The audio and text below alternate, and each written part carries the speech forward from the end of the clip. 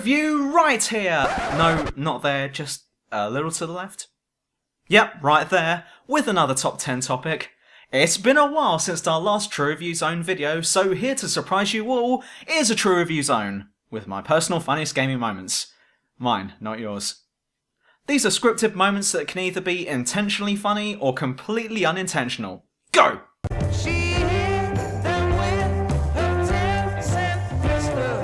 Game over, yeah. I think I talked about this one a little while ago, but I have no idea what was going through Sega's mind at this time. Usually a game over screen is either bland or supposed to be slightly depressing. You just failed at whatever it is you're trying to do, so a screen and a little music clip to highlight that can usually be expected. However, Sega Rally Championship takes us in another direction. Fail a race and you get this. Game over, yeah! Woo! I lost? Why do I feel good for losing? This is one of those hang on, what? Moments for me. It struck me as a little inappropriate from a game over screen, but I couldn't help myself from laughing at one of video gaming's most obvious point-missing moments.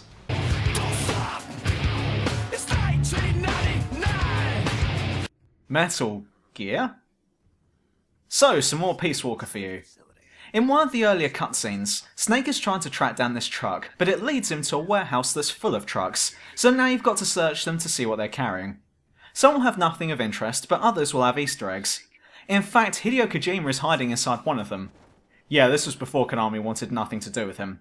However, inside this one truck are some mechanical gear parts, and of course, upon seeing this, Snake can't help himself from saying, Metal Gear. Love it. Just love it.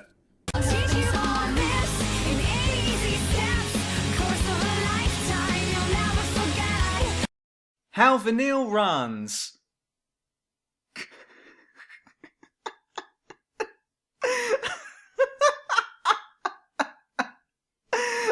you fucking kidding me? No, I'm sorry, I need a minute. Lane Goodman. 7. Chocobo race plot convenience. You know me and how I find plot convenience to be both lazy and hilarious at the same time. Well, Final Fantasy VII has one of the best moments for this. This is sort of a complaint on my part, but I found the whole thing extremely funny. Upon entering Old Coral, you soon find that you're trapped there. To escape, you need to compete in the Chocobo races in order to win your freedom. The problem is, however, is that you need two things to do this. 1, you need someone who is willing to sponsor you in the races, and 2, you need a Chocobo of your own. As you're being told this, the usual expectation soon falls upon you. Shit. This is going to take forever. I bet they'll have to go far and wide and do a whole fuckload of quests before I can meet these two criteria. But then, the single greatest plot convenience moment ever occurs, because as soon as that conversation ends, does this random girl walk into the room and go, I'm a Chocobo sponsor, and I have Chocobos. Fucking mission accomplished! And all I had to do was hit X a few times. I was in hysterics for at least 10 minutes when this first happened to me. It was like the game was setting up some more in-depth quests for me to do, but then decided, you know what, we really can't be bothered to do any more programming. This game is big enough as it is, so we'll just have someone walk into the room and give you everything you need there and then. Fucking excellent. BattleBlock Theatre everything. There are some games you can't stay mad at, and BattleBlock Theatre is one of them. Despite how many times I was dying or struggling to figure out a particular puzzle, I was always left laughing at the stupid and obvious humour that this game and its narrator was displaying. There just isn't one particular moment that stood out as being the most hilarious, because the whole thing was just such an enjoyment to behold, and so I'm gonna have to put the entire game in at number 6 on this list.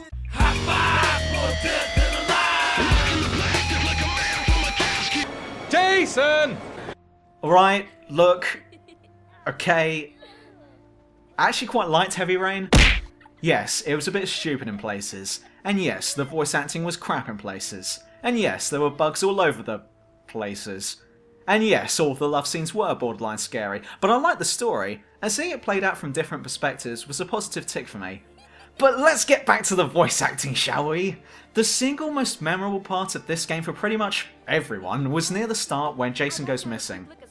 After losing his son in a shopping mall, Ethan Mars must go around the place looking for him. You can call out his name by hitting one of the command prompts that appears on the screen, but something just doesn't seem natural about the line when you first hear it. But the more you use it, the more derpy it becomes, until it turns into, well, just listen. Jason! Jason! Jason! Jason! Jason! Yeah. Jason! Pretty funny though, seeing a fully grown man quickly walk around the shopping malls going, Jason!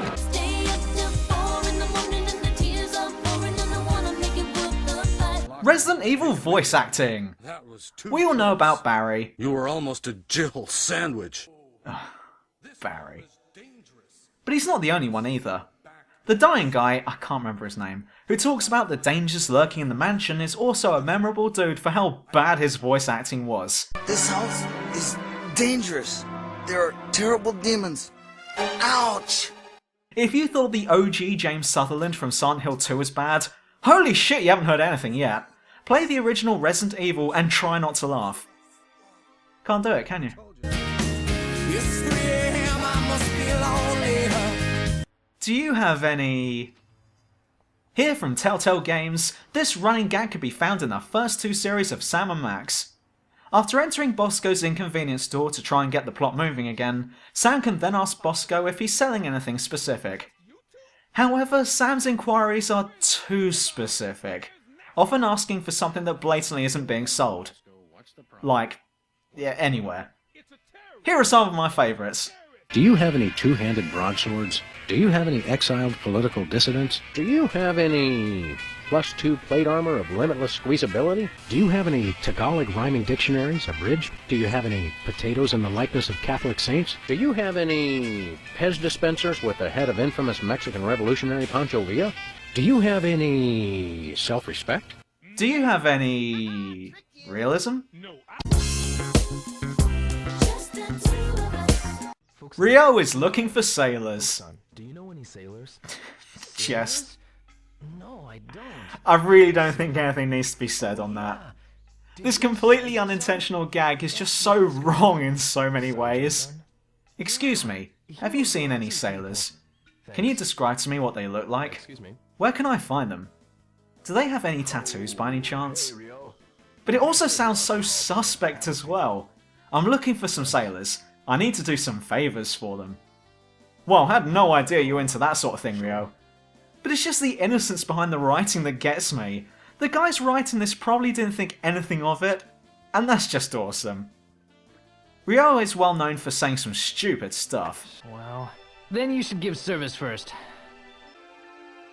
Service? But I think... Saijo-san, do you know any places where sailors like to hang out around here? takes the prize here. Which means... It's been 1 week since you looked at me. Cocked your hand to the side and said I'm angry. hiding in the closet!